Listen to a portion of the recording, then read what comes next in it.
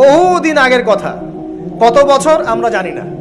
একজন প্রতাপশালী বাদশা ছিল, এখনকার বিশ্ব নেতাদের মতোই পরাশক্তি, ওই যে আসহাবুল কাহাফের মতো, বা ওই নমরুদের মতো, বা ওই যে ফেরাউন তার মতো একজন প্রতাপশালী বাদশা ছিল। তার অধীনে একজন বড় জাদুকর ছিল। কি ছিল? আচ্ছা, মজা আছে, ভালো করে বোঝেন। একটা বড় জাদুকর ছিল। এখনো কিন্তু বহু কান্ট্রি এই জাদুবিদ্যার চর্চা করে, আপনারা জানেন না। ভিতরে ভিতরে জাদুবিদ্যার চর্চা এখনো চলছে। আর এই জাদু সত্য, জাদু সত্য, চোখের বদনজরও সত্য। সায়েন্স বিশ্বাস করুক না করুক, এগুলো সত্য। কারণ কোরআন বলেছে সত্য, ব্যাস সত্য। জিন সত্য নাকি মিথ্যা? ফেরেশতা সত্য না মিথ্যা? কবরের আযাব সত্য না মিথ্যা? এগুলো তো চোখে দেখা যায় না, বিশ্বাস করলেন কিভাবে? এই চোখে দেখা যায় না বিশ্বাস করেছেন বলেই তো আপনি মৌলবাদী। চোখে দেখা যায় না, অহেতুক বিশ্বাস করছেন, অতএব আপনি একজন মৌলবাদী মানুষ। বুঝতে পারছেন তো? এই বিষয়গুলো বিশ্বাস না করলে কি আপনি মুমিন হতে পারবেন? আচ্ছা, কবরের আযাব সত্য না মিথ্যা আমরা বিশ্বাস করেছি, তোমরা মরার পরে বিশ্বাস করো। আমরা মরার আগেই বিশ্বাস করেছি, তোমরা মরার পরে বিশ্বাস করো। তারপর তোমরা পাক্কা মৌলবাদী হয়ে যাবে। যখন মরার পরে যখন কঠিন কবরের আযাব শুরু হবে, দেখবা যে আইনাল ইয়াকিন। ইয়াকিন কয়েক প্রকার হয়। একটা হচ্ছে আপনার আইনাল ইয়াকিন, হাক্কুল ইয়াকিন, এরকম কথা আছে কোরআনে। মানে আইনাল ইয়াকিন মানে যে চোখে দেখলাম এবার বিশ্বাস করলাম। রব্বানা আবসারনা ওয়া সামি'না ফারজি'না না'মাল সালিহান ইন্না মুকিনুন। আছে না সূরা আলিফ লাম মিম সিজদা? হাফেজে কোরআন যারা আছেন, আল্লাহর সামনে জাহান্নামীরা বলবে, রব্বানা, হে আমাদের রব, আবসারনা, এই যে দেখলাম, তোমার আযাব দেখেছি আমরা, এখন পরকালের কথা। ওয়া সামি'না, এই যে শুনতে পাচ্ছি এখন আযাব, ফারজি'না, আমাদেরকে ফিরিয়ে দিন। কোথায় ফিরিয়ে দিবে? দুনিয়ায়। না'মাল সালিহান, আমরা সৎ কাজ করব। ইন্না মুকিনুন, আমাদের ইয়াকিন হয়ে গেছে এখন। তার মানে সবাই বিশ্বাস করবে একদিন না একদিন, তাই তো? এই ঈসা ইবনে মারইয়ামকে যে মানুষ বলছে ক্রুসিফাইড, তাকে ক্রুসিফাইড করা হয়েছে, তিনি মারা গেছেন, নাউজুবিল্লাহ, বলা হচ্ছে না? আচ্ছা, ঈসা ইবনে মারইয়াম যখন নেমে আসবেন সবাই বিশ্বাস করবে না?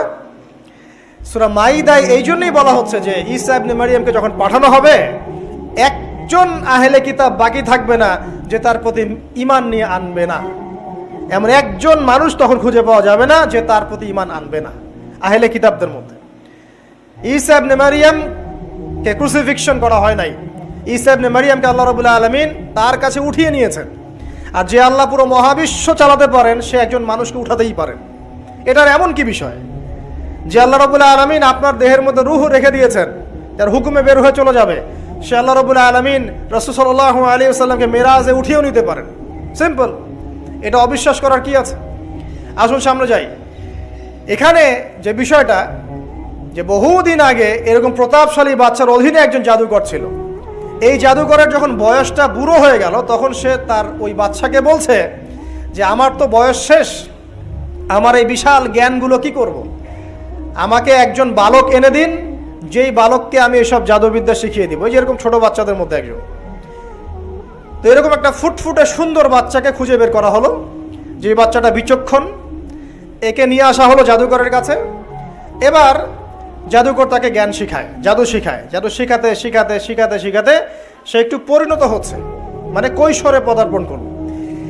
এখন সে যখন জাদু শিখতে আসে, আসার পথে রাস্তায় দেখে একজন পাদ্রী আছে। পাদ্রী মানে কি? পাদ্রী মানে দরবেশ, মানে যে আল্লাহ বিশ্বাস করে, হয়তো আগেকার আসমানি কিতাবে সে বিশ্বাস করত। এমন একজন পাদ্রীর সন্ধান সে পায়। সে ওই পাদ্রীর কাছে গিয়ে বসে। সেই পাদ্রী তাকে আসমানি কিতাবের যে মর্ম, যে বাণী, এগুলো শোনায়। তার কাছে খুব ভালো লাগে যে মাশাআল্লাহ, এটার ইমানের স্বাদ। যখন কোরআন শুনি আমাদের ভালো লাগে না? আসমানি কিতাব যখন শুনে তার কাছে ভালো লাগে। সে বলে যে আমি এটা শিখতে চাই। তখন এই পাদ্রী তাকে বলে, তুমি তো জাদু শিখতে যাও এই বাদশার দরবেশের কাছে, বাদশার জাদুকরের কাছে। যদি ওরা জানতে পারে তাহলে তো সমস্যা। তাহলে উপায় কি? যখন তুমি ওখানে যাবে, যখন দেরি হয়ে যাবে, তখন বলবে বাসার থেকে বের হতে দেরি হয়েছে, বাসার থেকে বের হতে দেরি হয়েছে। আর আমার এখানে বসে যখন বাসায় যাবে, তখন বাসায় গিয়ে বলবে যে ওখান থেকে, ওই যে জাদুকরের কাছ থেকে আসতে দেরি হয়েছে। মানে কৌশল অবলম্বন করতে তিনি শিক্ষা দিলেন। কৌশলের প্রয়োজন আছে না? উদউ ইলা সাবিলি রাব্বিকা বিল হিকমা, হিকমার দরকার আছে না? সত্য থেকে সরে গিয়ে নয়, কিন্তু কৌশল তো করার দরকার আছে। নবী সাল্লাল্লাহু আলাইহি ওয়াসাল্লাম যে হিজরত করেছেন, মক্কা থেকে মদিনা চলে গিয়েছেন, সবাইকে জানান দিয়েছিলেন, এই শোনো আমি হিজরত করছি?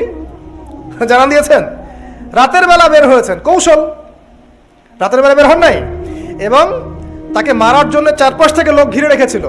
এর মধ্য দিয়ে আল্লাহ রাব্বুল আলামিন তাকে বের করে নিয়ে গেছে।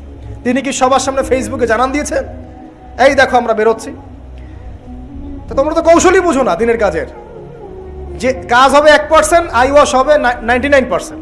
এখনকার এই যুগ, হ্যাঁ, দিনের কাজ হবে 1%, আই ওয়াশ শোডাউনই বেশি। এই শোডাউন করতে করতে মানুষের চোখ লাগে, যত চোখ লাগে তত সমস্যা সৃষ্টি হয়, এবং আস্তে আস্তে আস্তে আস্তে দিনের দায়রা মাইনাস হতে থাকে। এই যে এই বিষয়টার পিছনে তোমরাও দায়ী, কৌশল তো বোঝো না। তো স্মার্ট এবং বিচক্ষণ মুসলিমদের বড় অভাব আছে এখন পৃথিবীতে। যতক্ষণ পর্যন্ত বিচক্ষণতা অর্জিত হচ্ছে না, ততক্ষণ পর্যন্ত ইসলামের বিজয় হচ্ছে না, এটা মাথায় রাখেন। তারপর সামনে যান। এবার এই বাচ্চা খুব সুন্দর করে ব্যালেন্স করলো, একবার এখানে যায়, একবার ওখানে যায়। এই করতে করতে ওই যে জাদুকরের ইন্তেকাল হয়ে গেল, মারা গেল জাদুকর। এবার এই বাচ্চার কাছে মাশাআল্লাহ অনেক এলেম কালাম আছে। এদিকে সে পাদ্রীর জ্ঞানে দীক্ষিত হচ্ছে। দীক্ষিত হতে হতে তার মধ্যে আল্লাহ পাকের প্রতি একটা পরিপূর্ণ ঈমান চলে আসে, সে মুসলিম হয়ে গেল, আলহামদুলিল্লাহ। তো মুসলিম হওয়ার পরে একদিন সে যখন বাদশার কাছে যাচ্ছে, রাস্তায় একটা বিশাল জন্তু দেখা যাচ্ছে। বিশাল জন্তু, কিরকম জন্তু আমরা জানি না। ঠিক ওই যে দাব্বাতুল আরদ সামনে বের হবে, কিয়ামতের 10টা নিদর্শন আছে বড় বড়, তার মধ্যে একটা হচ্ছে দাব্বাতুল আরদ, জমিন থেকে ফুড়ে একটা প্রাণী বের হবে। আর এখন মানুষ এগুলো বিশ্বাস করবে না, আমি জানি। 2 দিন পর নাসা যখন বলবে তখন বিশ্বাস করবে। কথা কি বুঝতে পারছেন? তবে প্রাণী এই পৃথিবীর নিচে আছে। রাসূল সাল্লাল্লাহু আলাইহি ওয়াসাল্লাম বলছেন 10টা আলামত না আসা পর্যন্ত কিয়ামত হবেই না। তার মধ্যে একটা হচ্ছে দাব্বাতুল আরদ, জমিন থেকে একটা প্রাণী বের হবে, এবং এই প্রাণী শুধু বেরই হবে না, মানুষের সাথে কথাবার্তা বলবে। এবার মানুষের সাথে কথা বলবে প্রাণী। বিশ্বাস করছেন? এখন বিশ্বাস করছেন না জানি, কিন্তু প্রাণী মানুষের সাথে কথা বলবে। আল্লাহ পাক বলাতে পারেন না? পারেন। আচ্ছা সামনে যান। ওই প্রাণী যখন দাঁড়িয়ে আছে রাস্তায়, এখন এই বালক বলছে আজকে আমি প্রমাণ করে নিব যে আল্লাহর আনুগত্যশীল ওই পাদ্রী সঠিক নাকি ওই জাদুকর সঠিক। এবার সে একটা ইট হাতে নিল, পাথর হাতে নিয়ে সে বলছে, আল্লাহ তোমার কাছে যদি ওই জাদুকরের কাজের চাইতে এই পাদ্রীর কাজ বেশি পছন্দনীয় হয়, এই ইটের আঘাতে এই জন্তুকে তুমি মেরে ফেলো আল্লাহ। এ বলেছে বিসমিল্লাহ বলে পাথর নিক্ষেপ করলো। নিক্ষেপ করার সাথে সাথেই জন্তু ডেড। তখন তার আইন আল ইয়াকিন, হাক্কুল ইয়াকিন হয়ে গেল যে হ্যাঁ, আল্লাহর কাছে এই পাদ্রীর আমলই সবচেয়ে বেশি পছন্দনীয়। তার আর মনে কোনো সংশয় থাকলো না। কিশোর মানুষ না, কতটুকুই বা বোঝেন নাই? এবার তার মধ্যে একটা ইয়াকিন চলে আসলো এবং সে পরিপূর্ণ মুমিন মুসলিম হয়ে গেল। এবার যখন সে রাজ দরবারে যায়, তার কাছে পেশেন্ট আসে, মানে একজন মানুষ এসেছে, সে বলছে যে আমার চোখের সমস্যা। সে চোখে হাত দেয়, হাত দিয়ে বলে যে আপনি আল্লাহর প্রতি ঈমান নিয়ে আসেন, আমি আল্লাহর কাছে দোয়া করব, চোখ ভালো হয়ে যাবে। এভাবে পেশেন্ট আসে, সে বলে আল্লাহর প্রতি ঈমান নিয়ে আসেন, আমি দোয়া করব, ভালো হয়ে যাবে। এভাবে আস্তে আস্তে তার নাম এবং খ্যাতি ছড়িয়ে পড়তে লাগলো। যেই তার কাছে আসে সে বলে আগে মুসলিম হন, ইমানদার হন, আল্লাহর প্রতি বিশ্বাস করেন, আমি দোয়া করব, ভালো হয়ে যাবে। চোখ অন্ধ ভালো হয়ে যাচ্ছে, কুষ্ঠরোগী ভালো হয়ে যাচ্ছে, হ্যাঁ, প্যারালাইজড রোগী ভালো হয়ে যাচ্ছে, আলহামদুলিল্লাহ। নবী ঈসা আলাইহিস সালাম এমনটা করেছিলেন না? আল্লাহ পাক চাইলে করতে পারেন। একদিন ওই রাজ দরবারের একজন মন্ত্রী আসছে, এবার ওই রাজার একজন এমপি সাহেব, তার চোখে সমস্যা, সে আসছে, এসে বলছে যে আমার এই চোখের সমস্যা, আমার চোখটাকে ভালো করার দরকার, তোমার কাছে কোনো